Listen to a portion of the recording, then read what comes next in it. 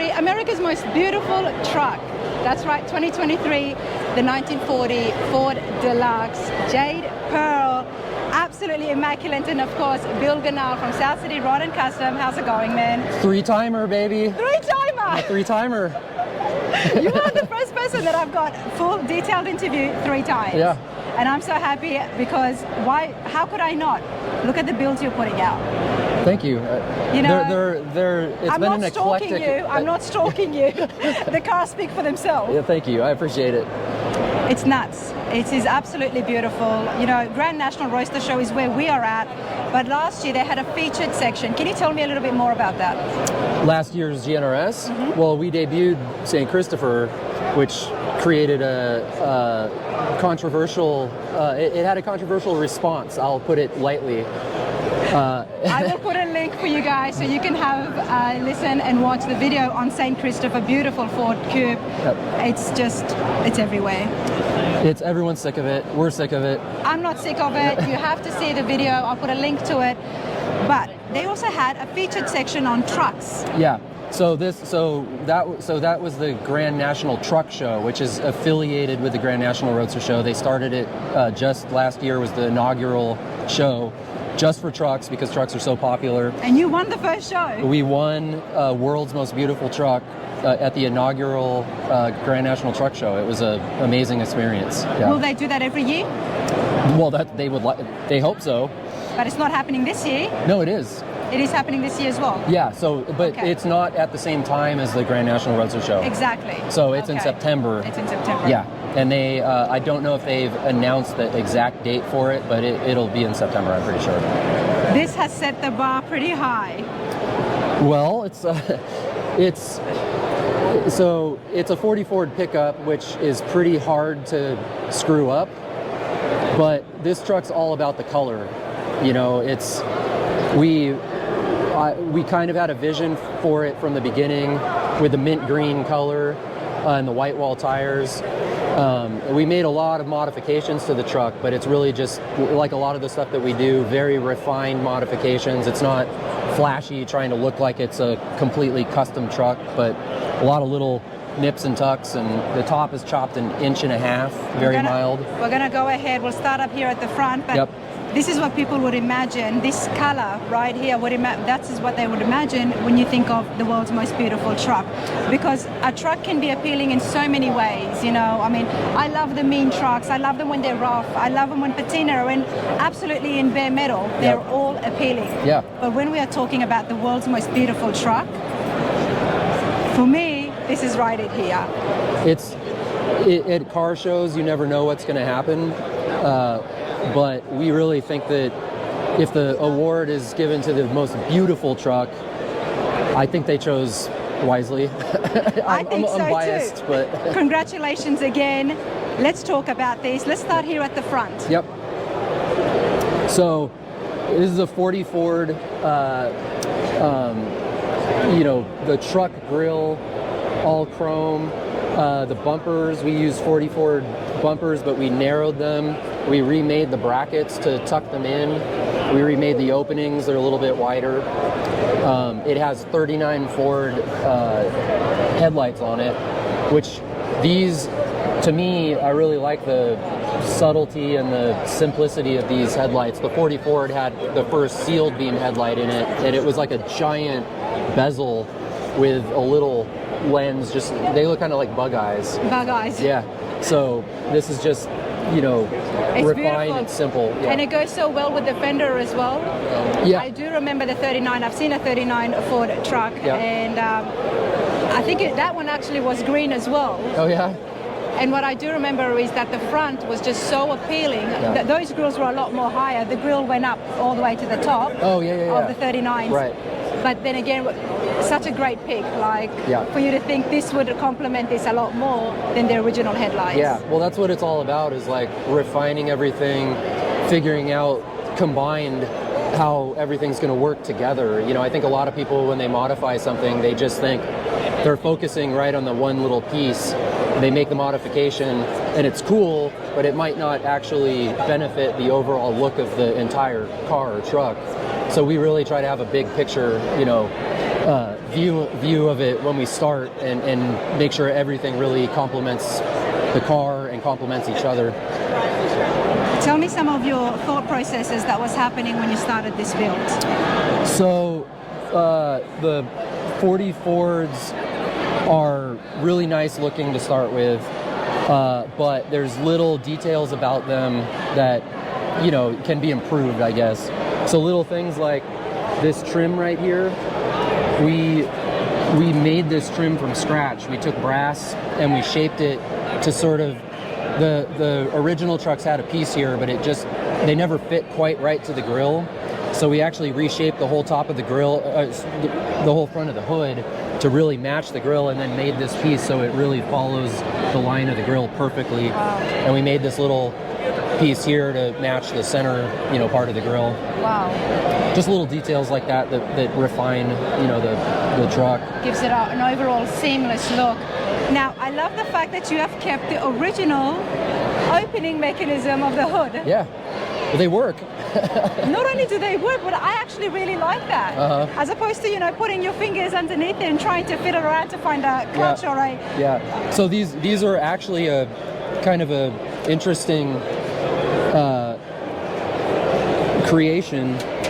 So you just pull this lever up, and if you look under here, it's got a little Rube Goldberg contraption that with levers. And this little hook here is what comes down, and it just holds underneath there. But to go close it, like this contraption here is the safety. So when you close it, this comes down and hits the grill, and then that allows this to close. But because you don't want, if this hook's closed when you go to close it, it just absolutely KOs the... Wow. Yeah. So it's neat stuff, you know what I mean? It's like functional, and it looks good as well. Neat engineering, yeah. And it's good to keep things like that work. They did it really well. Why change it, right? Yep, yeah, exactly. Well, we've got the hood open now, so there's a lot happening here, everybody. Yeah. For starters, the firewall, I'm loving the grooves and the bead rolling that's taken place there. Yeah, so the engine compartment, pretty much everything in it is handmade and modified, but we wanted it all to look like it potentially could have come from the factory, you know, have an OEM kind of look to it. And we went with sort of a deco theme, because the cars are so deco to start with the arches. We made the firewall. The inner fender panels are all handmade. These inner fender panels look like speakers. Yeah, well, so the screens are there because you actually want airflow to go through the engine compartment, and it needs to go somewhere so that it flows through. Otherwise, it just kind of stops in there and it warms up, and this really actually helps with keeping the engine cool. Okay. So it's form and function. And it's all around as well. Wow. So this is basically a tri-power setup made to look like an early 60s, you know, Rochester style carburetors, but they're all machined to look like Rochesters, and they have electronic fuel injection inside of them. And that's a 350? It's a small block Chevy. It's a 383 actually, 383. stroker motor, yeah. 383, that looks like absolutely classic with the tri-powered carburetors on it. Yeah, so we used, you know, old Chevy script valve covers and chromed them, ram's horns, headers, you know, just we have the intake with the oil fill breather on it, you know, just sort of nostalgic looking elements to it. And I love that you can do that by dressing up the engine. With valve definitely. covers and things like that, you can really dress up an engine to, because it's a big part of it. It's the heart of it. You open up the hood and people automatically get drawn to it. Yep. So, well, a lot of, you know, if you're going to go for a big award, you can't leave anything stock or untouched. I mean, you gotta, you know. you gotta touch it. You gotta touch it's it. a prerequisite. All right. Well, why don't we go this way? I want to continue on with the body lines before we get to the interiors. Yep. So it's got 50 Cadillac hubcaps, basically just on steel wheels. We modify the hubcaps to fit on the forward wheels. Love the touch of gold around the rims. Yeah. Well, so it's basically, you know, color coordination. The engine block is painted gold. And then you saw on the hood ornament, we've got the gold and the valve covers lettered with gold. And also right here, Ford, I mean, such small details. Yeah, figuring out the color palette is, you know, one of the first things you do.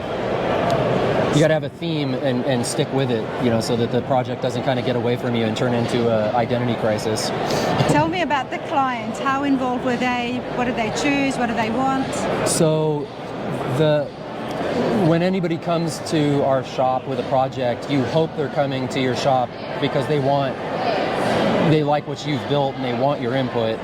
With this truck, we worked very closely. Greg Tidwell owns it, and we went through every single detail on this truck, was talked about, thought about, deliberated over, painstakingly. Some customers come in and they're just like, Bill, just do what you want. It's going to be great. Greg wanted to talk about and discuss everything. He wanted to be involved. Second guessed everything, asked all of his friends. How fun for you! Oh yeah. but he's a passionate guy, you know. He loves his truck, so he wanted to be involved. Yeah. But in the end, it turned into. I mean, the final product is, you know, it came out how I really would have liked it. So I got no complaints whatsoever. All right, now, Bill, the top is very different. I've seen a few other tops that have been chopped, but this different here. What have you done that is different? Well, so it is chopped, but very mildly. So these trucks, you know, they're you know, about 1.5 inches taller. And so a lot of people, when they come up to it, they don't know that it's chopped. You know, it's not aggressive, but it just makes the whole truck kind of sleeker and more compact, and it just looks a little bit better to me. You love these small details. Yeah. You do, because there is a lot of work involved when you're chopping the top. I know this because I'm reading so much about, you know, how they get chopped and, you know, the engineering behind it, about putting braces so things don't collapse. And okay, do that if you're going to have a significant chop and it's going to make such a big difference. Yet you've done such a small drop in this, but it still has changed the look. Right. We love to do a lot of work that nobody really knows is been performed. But it's all for the look of the truck, and it just adds that little bit of, you know, difference. So somebody might walk up to this truck and know that they like it and know that it looks a little bit different, but they don't know why. Yes. And that's kind of what I want. And that's what you want. Yeah. So then they can come and hassle you and ask all the questions. Exactly. Yeah. And then be amazed about the fine details, Bill. Yeah. It's absolutely brilliant, and I like that, and I applaud you for doing that, because you put so much work and effort in. It's a small, slight change, but you know that for the overall look of the truck, it's important. Exactly. Yeah. So top chopped. A lot of, I don't know if you want to move on to the bed. What about the hood? The louvers here? Well, the hood, so it's just louvered. I mean, you know, it's for the most part stock. Like I said, we reshaped the whole front of it to match the grill better. But then, you know. Is that why we're getting such a sharp edge coming down here? Well, this is all just very refined. Yeah, so we basically remade this whole section down here and then made the trim to fit and peaked it just right so it fits really nice and tight here in the corner. You see some of these cars, 36 to 40 Fords, are really hard to get the gaps all nice, especially the hood, the defenders, and the cowl. So you just got to put in a lot of time to refine all that, do the metal work, perfect everything. And that's something that's not really a modification, it's just improving the gaps and the look of the car. Yeah. Is this stock? It is. Yeah, these trucks, they really were elegant, and they had these nice little details from the factory. It's just cool, you know. And even back here, is this stock as well? This is stock. They had a seam in here that we smoothed out. This was also a seam, so they were two different pieces. And we just filled the seams, filled all this, welded it up, so it just looks like it's all one piece, a little smoother. The way it should have been originally. Well, so Ford, so all these cars, of course, you know, they're using these giant dies to stamp the sheet metal, and so you only wanted to make so big of a piece at a time. because the dies were expensive to make, so you don't want to have a huge die. Ford was really, I was about to say cheap, but they were efficient. It's mass production. It is That's mass what Ford production. was known for. You'll see like the early Ford cars, they had a cloth top. Yes. It's because they didn't want to make they didn't want to make the dies to make a whole top in one piece. And so they made them in little sections, welded them together, and then put a cloth top in it. You know, so anyway, but that's why there were seams here, because they made each piece separately, and then there was just a seam. So we fill it all to make it look like it's all one piece. And something that they did out of convenience, you've now turned it into a work of art, because it really does complement it. I love that line. Yeah. So I'm sure, you know, there might be somebody who would get rid of it altogether, but to me, it's a character I like line. it. Yeah, that is part of the 40 Ford pickup. So that's the other thing I'm liking, the groove over here. So you could have easily left that straight. So, well, this is all handmade.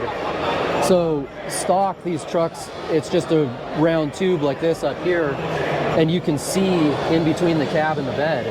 So what we did was we fabricated this piece up here, we extended these rails here, and we extended the bed side forward so that it just matches the curve of and then we actually moved the stake pocket forward just a little bit. Yeah, a lot of work there. This is a custom piece, louvered to match the hood.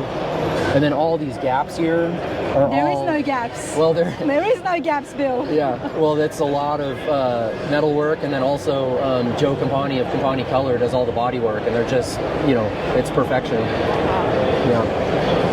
But I'm loving this. Yeah, so this is all basically custom to fit tight to the cab, no gaps, you know. The other thing is, you mentioned, you know, these are stock, but what we did was we raised the bed floor 3 inches because we wanted to lower the back of the truck. Okay. You know, and so if you don't, normally the rear end would come up and hit the bedwood if you lower it too much. So we raised the entire bed, and then we remade all of these panels to make it look like make it look like it's essentially stock. Wow. The wood itself is Claro walnut, which is a kind of rare walnut species.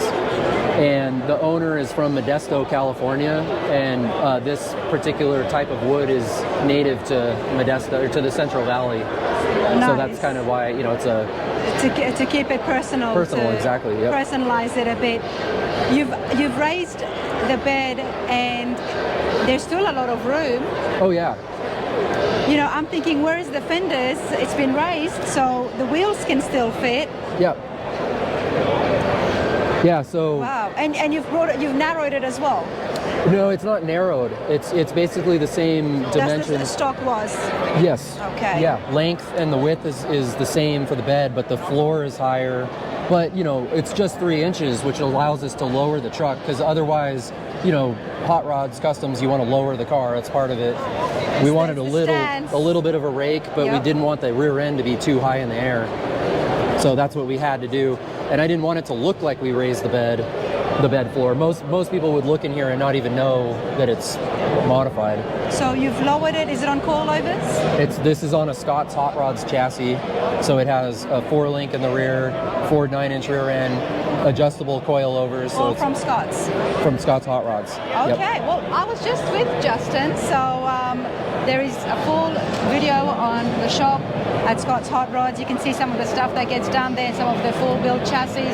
Pretty cool stuff. So it's good to know that it's happening right here on the most beautiful truck, 2023. Yeah. What about the wheel sizes, Bill? So this is pretty traditional. You know, we back in the 50s, people started running white walls. They're 15-inch wheels, and the rears, I believe, are, you're testing my memory, 750 15s and 560 15s on the front. But these are 15-inch in the back? They're both 15-inch diameter. Okay. The rears are, you know, I think maybe 8-inch wheels. The fronts are 5-inch wheels. Okay, Yeah. that's what I thought. Good. Because you haven't modified the chassis. We did. You did. Yeah, because where did you modify it? What was the well, reason? so it's a Scott's Hot Rods chassis, but because we lowered the rear, we actually raised all the suspension up slightly so that the geometry was all correct for lowering the truck as much as we did. The front is basically, it's based on a Mustang 2 style suspension. It's pretty typical in a lot of these aftermarket chassis. But it's all painted to match the truck. It's all body worked, smoothed out. So as much, I know I caught this late, but I mean, the mirrors still need to be in here, and you can't just leave this here like it's nothing. It's already had its prime. It's already got its award. No. Yeah, we had it. So when we put it in for the truck show, we had it raised up and with mirrors underneath and all that. We did the whole show thing for that show. Yeah. That's something when it looks this good. Obviously, the undercarriage is going to be nothing less or short. But let's talk about the gate, the tailgate here. Yeah, so the rear here, there's been a lot of little modifications. So we added these end caps that come down and mirror the edge here. On the inside of the tailgate, this is just a stamped piece. So normally you can see this whole Ford logo on the inside. But in addition to raising the floor, we added flat panels on the inside. The pockets are all smoothed, and then this pan is rolled and blended in. This whole apron right here is all handmade.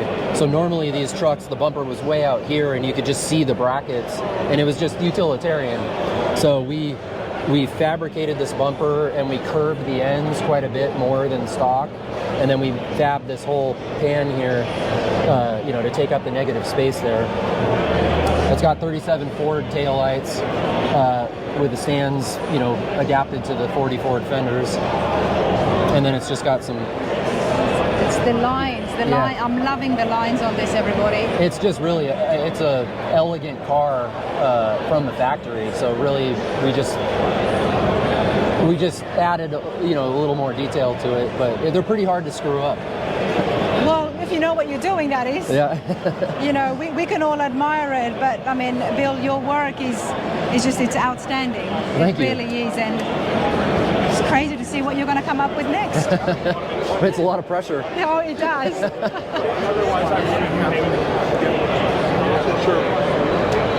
The running boards are basically stock, but we shaped them a little, to fit the fenders. We refined this little area in here and made the gaps perfect. We actually sectioned the rear fenders, and if you look down the side of these cars, sometimes, they're not quite, they lean over a little bit, so we actually section them and straighten them. Because they were farm trucks. Yeah, they were exactly. used for works. Yep. Look at this, everyone. Yeah, so all these little details, these were actually stock, but what we did was, they have little spot welds all around them, and they're just not perfect, so we just smooth them out, and Campani color, going around and sanding all around these things. Painting these trucks, people think they're trucks and they're simpler than cars, but they actually have more surface area and more little details on them than any car did. So they're just so much time and effort into body working and painting. And the color, for those of you wondering, I had learned Ornament Green. Yes. Yeah, so when we started on the truck, I told Greg I want to paint it mint green. Okay. And he didn't buy it right off the bat. He was kind of like, all right, you're gonna have to convince me on this one, Bill. So through the course of the build, we talked about different colors. He kind of wanted to paint it a dark color, and I just was like, there's a lot of these trucks that have been painted dark. It would look beautiful, but I think to be different, and a light color just brings out all of the details more than a dark color would. Exactly. The lines and everything, you can see it more in the light color and appreciate it more. Yeah. So I worked on him quite a bit, went back and forth, and he just, all the mint greens that I showed him, he's like, it's not quite right. I just don't like that version of that mint green. So Christmas, right before we were going to paint the truck, he walked into my shop with a Christmas tree ornament, and he's like, Bill, is this what you had in mind? And it was perfect. It was this color, and it was beautiful. So if he hadn't have decorated his tree that way, this truck could have ended up an entirely different color. And if it wasn't Christmas time, Yeah. wow. It really worked out well. So we gave the ornament to Joe at Company Color, and he matched the Christmas tree ornament. So it's a custom mix, and we named it Ornament Green because that's what it was patterned after. You guys have to know the stories behind these details, and everything matters. But the interiors is just something else. I was telling Bill that when we looked at St. Christopher, the interiors in there were immaculate as well, but they were all black. Yeah. But now we've got a completely different look going on here. This is as different from St. Christopher as you could get, I think. Day and night. Yeah. So we wanted this to be period,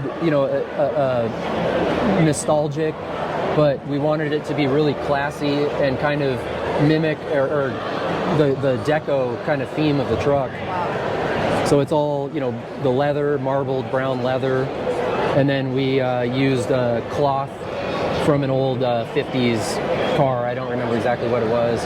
Chris Plant did the interior in this, and he is a neurotic perfectionist, so everything he does comes out absolutely perfect. I mean, every seam, every stitch. Tell us about Chris. So Chris I've known him for well over a decade. He upholstered most of the cars that I've built. We were young when we started, and it just worked out. He's a one-man shop. I started out as a one-man shop, and we get along together. We see things very similarly. So it's just, one of those guys that you just feel good working with. The interiors are immaculate. And he's a one-man shop, yeah. but I mean... Yeah. Well, he's not only, I'm a micromanager and I want to do things exactly the way I want to do them, but he's a guy I can say, here's the concept that I have, get creative with it, and so he came up with doing, kind of this pattern, and he made these stainless pieces. His idea was to put in those buttons, so I really respect his input, and I love this pattern here. Yeah. Wow. And it's just really elegant. It's not a hot rod. This is more of a refined custom. Well, it's the world's most beautiful truck. Well, Yeah. let's say that one more time. But why don't we get inside Yep. and have a look, because I know with your hand you've done a lot of small details. Yeah. So I'll go into the driver's seat. You get in the driver? Okay. I would love to do that.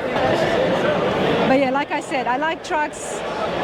So many times they're so appealing to us. We see them, they're mean, they've got a rough look to it.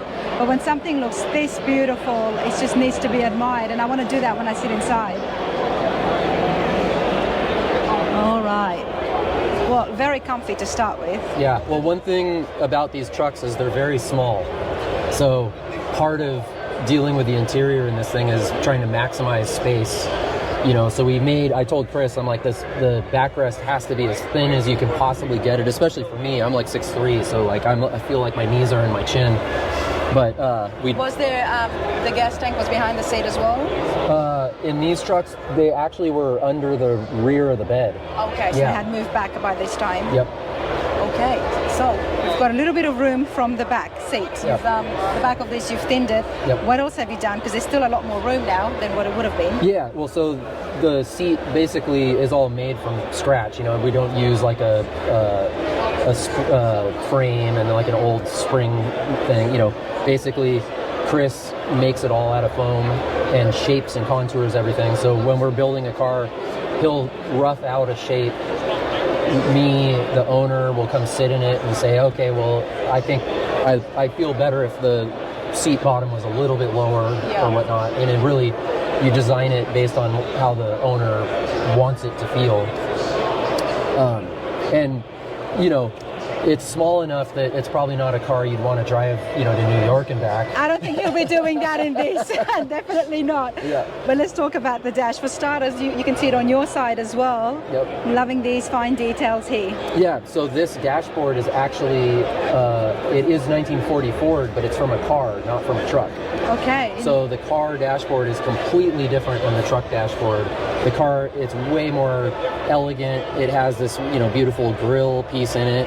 This trim is from the deluxe model, And the trim, originally, it just fits so funky that we made it ourselves out of brass so that it really fits the corners of the dash properly. And I love that it's been continued on here as well. Yep, yeah. So it's actually a stock concept, but we, again, just like everything, we made it, hopefully just a little bit better.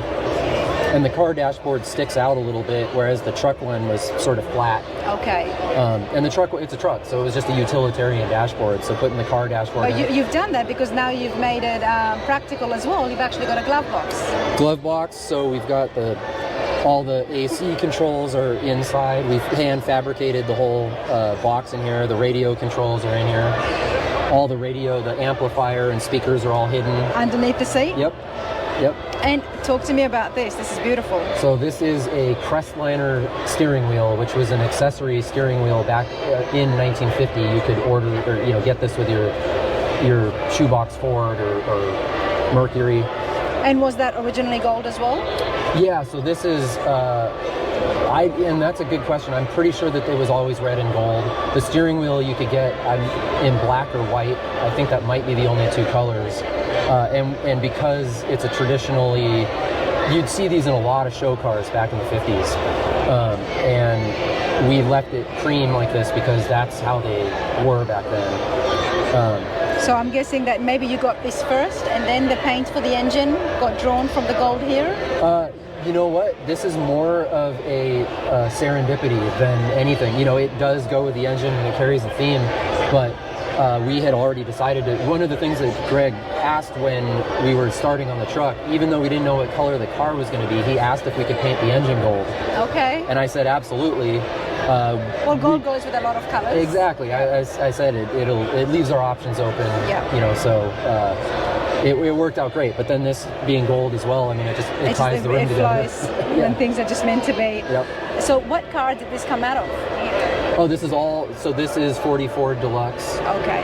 And this gauge cluster is actually all modern. So Classic Instruments makes this for these cars with the old deco artwork inside, but they all have modern senders and movements and everything. You've got to love Classic Instruments, honestly. Yeah. They make some of the most amazing gauges ever. Like, you look at this and you think it's been pulled out from a vintage car, but no, it's full modern functioning. It just looks vintage. The other thing I love is the headliner. Yeah, so... Again, it looks like a car headliner. Chris Plant. So these trucks just had a piece of cardboard, basically. It was really rudimentary because it was a truck.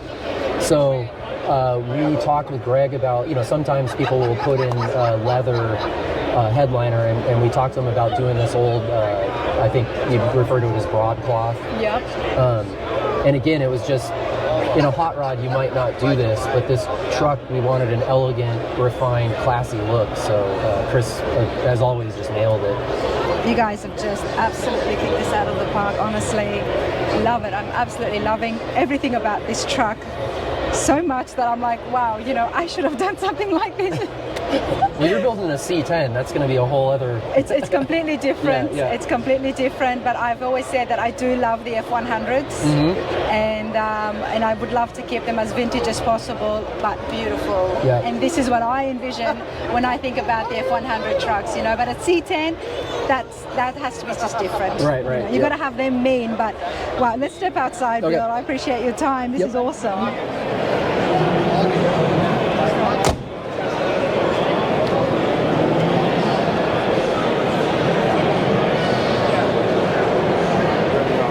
Thank you. Absolutely amazing, and like you said, you are putting the pressure on yourself. You're making builds like this. You've got a charger in the works. We do. We were actually contemplating bringing it to this show, and I'm kind of glad we didn't, because I probably wouldn't be awake right now if we had tried. But yeah, we're hoping to debut that somewhere in the middle of the year. Okay. And it'll definitely be here next year. Okay, well, I do plan to see it, so when I see it, you guys will see it at home. Bill Ganahl, absolutely phenomenal work. SouthCity Rod and Custom, doesn't get better than this. 3-timer. 3 times on the channel! Yeah! Thanks, man. Yeah.